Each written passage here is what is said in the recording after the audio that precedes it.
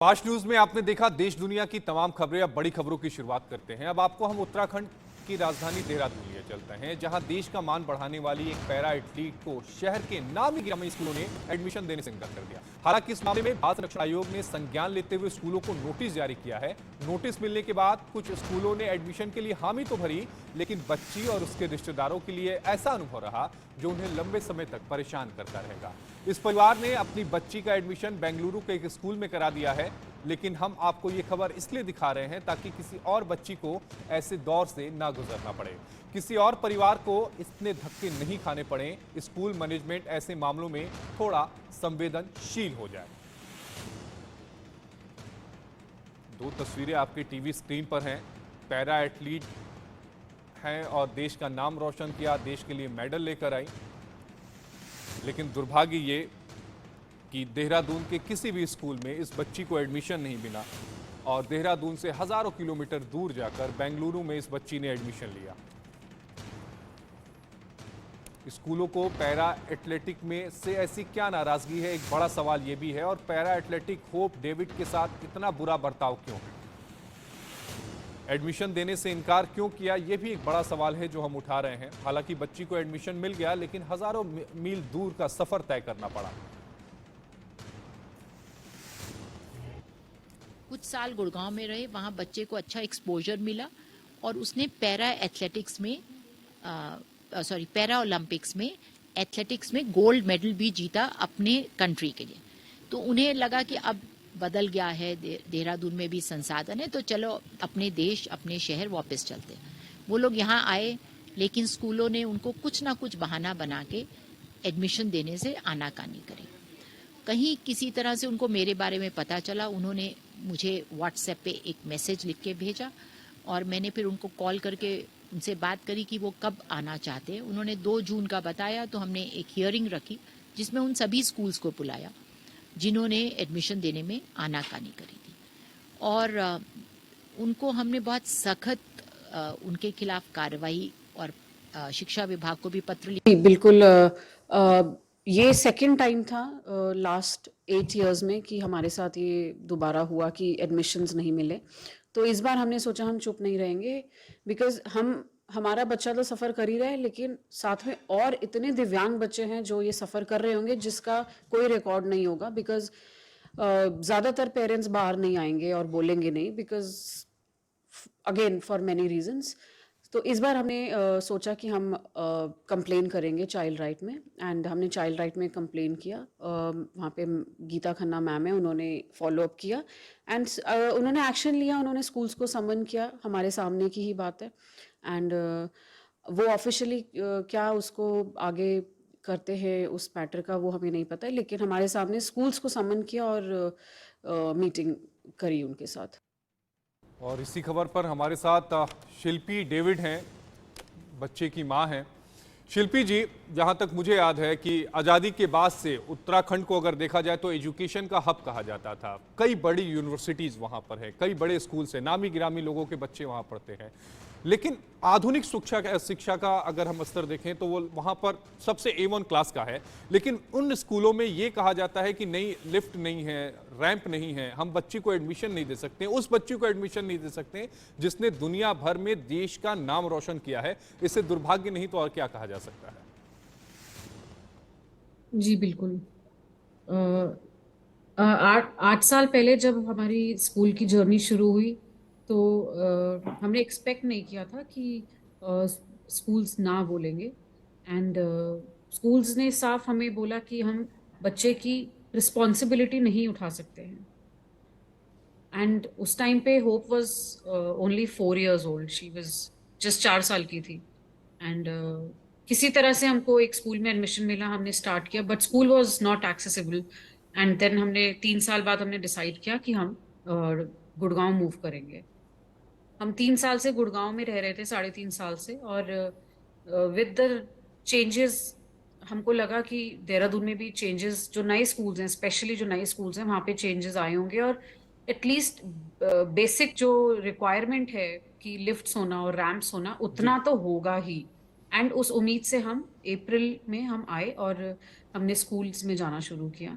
लेकिन एक के बाद स्कूल ने हमको ना ही किया और हमको वापस गुड़गांव ही लौटना पड़ा। स्कूल की तरफ से क्या कुछ कहा जाता था शिल्पी जी जब आप जाती थी अपनी बेटी के लिए, क्योंकि ऐसा तो है नहीं कि कोई स्पोर्ट्स एजुकेशन में आप वहां पर डाल रही थी कि नहीं जी वहां पर ये सारी चीजें करनी थी, हिष्ट पुष्ट होना जरूरी था। आप एक नॉर्मल से अपनी बेटी का एडमिशन कराने जाती थी। जब आप जी कहती थी जी। कि स्कूल में आखिर रैंप क्यों नहीं है, लिफ्ट क्यों नहीं है, तब उनकी तरफ से क्या दलील दी जाती थी? तो मेरे को समझ में नहीं आता है, प्रिंसिपल स्कूल के एक एक पद पे बैठ के वो अपने हाथ खड़े कर देते हैं। वो सिर्फ ये बोल देते हैं कि school is not equipped, school में फैसिलिटीज नहीं है और हमको भेज दिया जाता है। आई डोंट अंडरस्टैंड ओनली कि एक एजुकेशनिस्ट प्रिंसिपल पद पे बैठ के वो लोग कैसे अपने हाथ खड़े कर देते हैं, इंस्टेड ऑफ कि ये बोलने के कि आप आइए, हम फैसिलिटीज आपको प्रोवाइड करेंगे, हम मीटिंग करेंगे, हम बैठेंगे स्कूल के ओनर्स के साथ और आपके लिए फैसिलिटीज। ये मैं इसलिए कह रही हूँ क्योंकि ये हमारे साथ हुआ। हमने बैंगलोर के एक कनेडियन इंटरनेशनल में हमने मेल लिखा, तो उन्होंने हमसे कुछ समय मांगा और हमें बोला, जी। और एक हफ्ते बाद हमें मेल आता है कि उन्होंने अपने स्कूल में मीटिंग करी और उन्होंने ये डिसाइड किया, बैंगलोर में June and July is summer vacation, और उन्होंने हमें बोला कि जून एंड जुलाई में हम आपके, अगर आप एडमिशन कंफर्म करेंगे तो हम आपके बच्चे के लिए लिफ्ट्स एंड रैम्प्स का प्रोविजन, हम लिफ्ट्स इंस्टॉल करेंगे। सो अगर बैंगलोर में एक स्कूल ऐसा कर रहा है, तो Dehradun which is the hub of education, जी। एंड आपने जैसे बोला कि बड़े बड़े लोग यहाँ पढ़ने आते हैं, so many politicians and so many celebrities जो यहाँ से पढ़ के गए हैं, कैसे यहाँ पे स्कूल सस्टेन करते हैं। मेरे को नहीं पता चलता है कि जो दिव्यांग बच्चे हैं वो कहाँ जाते हैं। हर बच्चे, as per government rule, every school should be equipped. Every school should. There is a guideline from UNICEF which was made in 2015. Her school में रैंप होना चाहिए। वो अभी तक स्कूल्स में क्यों नहीं है? ऑडिट कैसे होता है? ऑडिट का क्या प्रोसीजर है? Are they following the guidelines of UNICEF और not? I don't know Shilpi ji, क्या हो आपकी रहा बातों से है। यही लग रहा है कि स्कूल्स जो हैं वो गाइडलाइंस को फॉलो नहीं करते, लेकिन आपको नहीं लगता है कि स्कूल जो राइट टू इक्वलिटी है, राइट टू एजुकेशन है, उसका साफ साफ उल्लंघन होता हुआ दिख रहा है? बिल्कुल। जब बेटी छोटी थी और स्कूल जाती थी, हम उसको हैंड कैरी करके जाते थे, कार जी। से लेके क्लास तक उसको उठा के लेके जाते थे, एंड दैट वाज जब वो छोटी बच्ची थी। आप सोचिए अगर आज भी वो उसी स्कूल में होती, तो क्या उस बच्ची के उसके कॉन्फिडेंस लेवल वो कैसे हैम्पर होता, जब वो अपने ही क्लास के, अपने ही स्कूल के बच्चों के सामने वो गोद में जाती स्कूल में, पूरे स्कूल के सामने, तो उस बच्चे का कैसा। आज आज वो जिस स्कूल में जाती है, हम सिर्फ उसको गेट पे छोड़ते हैं और वो अंदर पूरा स्कूल अपने आप कवर करती है, and she feels proud of it. She is a very confident child now. It is only because हम देहरादून से बाहर निकले, एंड वी फील, मैं देहरादून से हूँ, मेरे हस्बैंड देहरादून से हैं। We are very proud of Uttarakhand, we are very proud of Dehradun, but at the same time हमें बहुत निराशा होती है जब देहरादून के स्कूल्स एक्सेसिबल नहीं है। लेकिन शिल्पी जी, जब आपने बाल आयोग में इसकी शिकायत की थी तो उसके बाद क्या हुआ? हमने उसमें अप्रैल में ही मैम को मैसेज कर दिया था, एंड जी। उसके बाद हम वापस चले गए थे। मैम ने फॉलो अप करा, मैम के साथ में टच में थी, एंड अराउंड 25 मई में मैम का मेरे को कॉल आता है कि वो स्कूल्स को समन कर रही हैं और मीटिंग रखेंगी, जिसके लिए हमें हमारा फिजिकल प्रेजेंस भी होना ज़रूरी है। उस समय हम बैंगलोर में थे।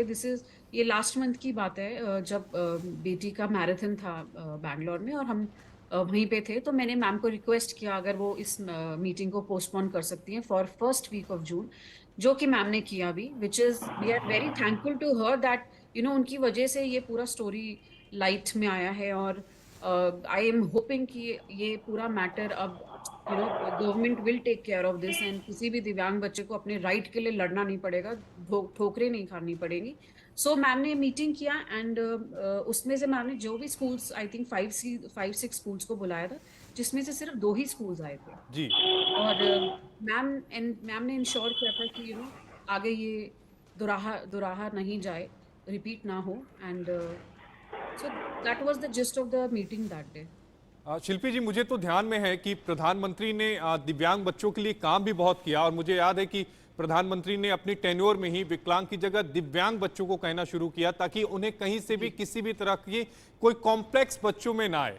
लेकिन सवाल ये उठता है कि आप चूंकि सक्षम हैं, आपने देहरादून में अपने बच्चे का एडमिशन करा दिया, लेकिन आपको ये लड़ाई आगे भी जारी रखनी पड़ेगी क्योंकि कई ऐसी बच्चियां होंगी, कई ऐसे बच्चे होंगे जिन्हें स्कूल में एडमिशन नहीं मिल पा रहा और शायद सभी के पेरेंट्स वो अफोर्ड ना कर पाए कि वो हजारों किलोमीटर का सफर तय कर किसी अच्छे स्कूल में या फिर राज्य के किसी देश के किसी दूसरे स्कूल में बच्चे का एडमिशन करा पाए। बिल्कुल। तो उसी को ही नज़र रखते हुए मैं एक मुहिम चलाना चाहती हूँ, जहाँ पे मैं चाहती हूँ कि मैं सभी स्कूलों में जाके, चाहे वो देहरादून में हो, बैंगलोर में हो, न्यू दिल्ली में हो, मैं सभी स्कूलों में जाके स्कूलों में जाके आइडेंटिफाई करूँ कि कहाँ-कहाँ स्कूल्स में रैंप की ज़रूरत है और लिफ्ट्स की ज़रूरत है। कहाँ-कहाँ पे सारे ही स्कूलों में व्हीलचेयर एक्सेसिबल वॉशरूम होने सबसे ज़्यादा इम्पोर्टेंट है। तो मैं चाहती हूँ मैं ये मुहिम को चलाऊँ, बट मुझे जो लगता है schools, because schools are so high headed, they don't entertain masses. आप स्कूल में घुस भी नहीं सकते हैं, तो मुझे नहीं पता मैं इसको कितना आगे लेके जा पाऊँगी। अभी हमारी एक स्कूल से चर्चा चल रही थी, वो थी हो गई है अब, क्योंकि वो कल तक हम उस स्कूल के पे चर्चा कर रहे थे, ओनर के साथ मीटिंग कर रहे थे, लेकिन आज ऐसा लग रहा है कि वो भी हमको टरकारे। उनका छोटा स्कूल है जिसमें हमने हमने जाके स्कूल में आइडेंटिफाई किया था यहीं देहरादून में जी। कि कहाँ-कहाँ रैंप लगेगा। हमने उनको कल जाके वो सारा दिखाया, ओनर के साथ बैठ के मीटिंग किया, सब कुछ दिखाया। ओनर ने बोला कि वो दे विल टेल अस कि हम कब जाके ये काम शुरू कर सकते हैं, बट अभी तक ओनर का कोई रिप्लाई नहीं आया है। तो मुझे लगता है उन्होंने अपने हाथ खड़े कर लिए, एंड वो भी नहीं चाहते हैं कि हम अंदर घुसे और स्कूल में कोई भी किसी भी तरह का छेड़खानी करे। लेकिन हमको सिर्फ ये करना है कि आप रैंप्स लगवा दीजिए स्कूल में, एंड जो अगर स्कूल में लिफ्ट लगाने का प्रोविजन नहीं है, और अभी बिकॉज़ लिफ्ट लगाना is not should not be a big thing, schools can afford to put lift, but अगर अभी स्कूल्स को लगता है कि ये बहुत जल्द हो रहा है उनके लिए, तो एटलीस्ट रैंप लगा दीजिए और जो भी दिव्यांग बच्चे स्कूल में पढ़ते हैं जी। उनकी क्लासेस ग्राउंड फ्लोर पे शिफ्ट कर दीजिए। सो शिल्पी जी, आई डोंट नो ये। शिल्पी जी, जी, आपको नहीं जी। लगता कि स्कूल के पास पैसों की कोई कमी नहीं है? लिफ्ट लगवाना बहुत आम सी बात है क्योंकि आजकल एजुकेशन बिल्कुल, बहुत महंगा हो गया है। आप तो लिफ्ट की भी बात नहीं कर रही, आप तो कह रही केवल रैंप बनवा दी होते तो भी मेरी बेटी जो है वो देहरादून में पढ़ती, इतनी दूर जाने की जरूरत ना बिल्कुल। आन पड़ती। रैंप भी बनवाने सो के लिए लोग तैयार नहीं है। मैं आपको एक छोटी-सी एक बात बताऊँगी कि जी। मेरी बेटी का जो कंडीशन है वो स्पाइना बिफिडा विथ माइलोमेनिंगोसील है। It's a neural tube defect and पूरा बॉडी इफेक्ट होता है, जी। And every 8 months to 1 year उसका सर्जरी होता है। जी। So spina bifida affects the whole body. तो and there is no medical policy for दिव्यांग। सो वो जो खर्चा है वो तो एडेड है ही है। साथ में एक बच्चा जो दिव्यांग है उसका जो खर्च, जो हू से WHO से ये बात प्रूव्ड है कि एक स्पाइना बिफिडा के बच्चे का जो खर्चा है वो 13 नॉर्मल बच्चों के बराबर का है। वो सब वो भी सब हमारे, we are taking care of all that. उसके बाद हम लोग को स्कूल शिफ्ट करना, स्कूल देहरादून के बेस्ट स्कूल की जो फीस 3 जी। मंथ्स की है वो 40,000 है, और जहाँ पे हम अपने बच्चे को भेजेंगे वो 2.5 से 3 लाख है। एक वो एडेड खर्चा, फिर अपने शहर को छोड़ के जाना जहाँ पे अपना घर है और किराए के घर में जाके 40-50 हजार रुपए का रेंट देना, वो एक एडेड खर्चा। तो इन सब चीजों को जब हम सोचते हैं तो हमें बहुत बहुत निराशा होती है कि ऑलरेडी हम यू नो ऑलरेडी खर्चा इतना ज्यादा है, और अब जी। सिर्फ एक स्कूल की वजह से हमारा ऐसा हो जाएगा कि जो भी इनकम है वो सिर्फ it will just go. And हमें लगता है कि आगे बच्चे की आगे पढ़ाई, आगे उसकी आगे की पढ़ाई के लिए हम कैसे ही सेव कर पाएंगे जब स्कूल के ही दिनों में सब कुछ हम लोग लगा शिल्पी देंगे। जी, इसीलिए मैं आपको कह रहा हूं कि आपको एक मुहिम चलाने की जरूरत है क्योंकि आपने तो अफोर्ड कर लिया, शायद दूसरे अफोर्ड ना कर पाए। हमारे साथ हमारे सहयोगी अभिषेक कुमार देहरादून से लाइव भी जुड़े हुए हैं। अभिषेक, जिस तरह से शिल्पी डेविड जी कह रही हैं कि कई स्कूलों को उन्होंने अप्रोच किया लेकिन कहीं एडमिशन नहीं मिला, बाल आयोग ने 2 स्कूलों को कहा, क्या कुछ किया गया बाल आयोग की तरफ से और इस पूरे मामले में अभी तक क्या कुछ कार्रवाई की गई है, वो डिटेल आप बताइएगा।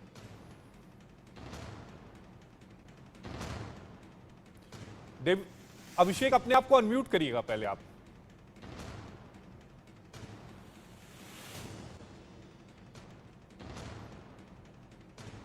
अभिषेक, आपको आवाज आ रही है? जी बिल्कुल बिल्कुल। जी अभिषेक। देखिए, पहले तो यह बड़ा ही दुर्भाग्यपूर्ण है कि एक बच्ची जिसने देश और प्रदेश का नाम रोशन किया है, दुबई की मैराथन में वो भिन्न होती हैं और इसके बाद दिव्यांग होने के बावजूद सभी मुश्किलों को दरकिनार करते हुए जो पैरा ओलंपिक की जो तैयारी है वो कर रही है। और ऐसी बच्ची को देहरादून के किसी भी स्कूल में एडमिशन ना मिलना ये अपने आप में दुर्भाग्यपूर्ण है।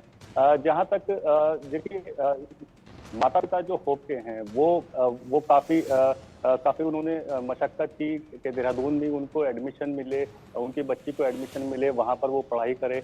और लंबे समय बाद वो यहाँ पर आए थे लौट करके, क्योंकि वो गुरुग्राम में रहने चले गए थे जब होप 4 साल की थी, जैसा कि उन्होंने बच्ची की मां ने बताया भी है। क्या इन सालों में जितने साल वो गुरुग्राम में रहे, उनको उम्मीद थी कि जो पहले जब 4 साल की बच्ची उनकी थी तब, क्योंकि स्कूलों ने तब भी एडमिशन देने से मना कर दिया था, तो उन्हें लगा होगा कि अब शायद परिस्थितियां बदल गई हैं, लेकिन अब भी परिस्थितियां वैसी की वैसी हैं। और स्कूलों में जिस तरह से एडमिशन देने की बात अभिषेक, लेकिन मुझे लगता है कि स्थितियां सुधरेंगी। जिस तरह की हिम्मत शिल्पी जी दिखा रही हैं, शिल्पी डेविड जी दिखा रही हैं, और उन्होंने कहा भी है कि वो एक मुहिम को जारी रखेंगी। जो उनके साथ हुआ वो किसी और के साथ ना हो, किसी और को हजारों किलोमीटर दूर जाकर अपने बच्चे का एडमिशन ना कराना पड़े, कोई भी स्कूल ये डिनाई ना कर पाए कि नहीं हमारे पास लिफ्ट नहीं है, हमारे पास रैंप नहीं है, तो हम दाखिला नहीं देंगे। शिल्पी डेविड जी, आपका जुड़ने